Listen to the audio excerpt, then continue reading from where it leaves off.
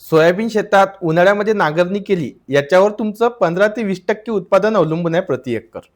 जर मित्रांनो तुमची काळी जमीन असेल आणि काळ्या जमिनीमध्ये जर तुम्ही नांगरणी करत असाल, तर ह्या गोष्टी पहिले पाहणं आवश्यक आहे, की तुमच्या जमिनीची जी माती आहे, खूप हार्ड आहे काय? कडक झाली का? दुसरा विषय, तुमच्या शेतामध्ये तण म्हणजे गवत जास्त होते का?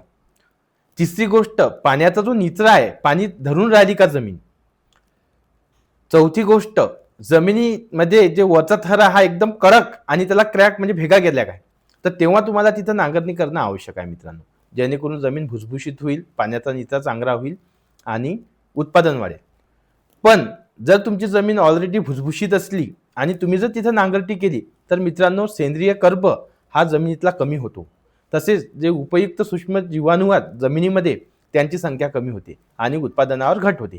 तर ह्या गोष्टी तुमच्या शेतामध्ये तुम्हाला माहीत असतील, तेव्हाच तुम्ही खोल नांगरटी करा उन्हाळ्यामध्ये, किंवा नांगरटी केली तुमचं उत्पादन प्रॉब्लेम होईल मित्रांनो. धन्यवाद.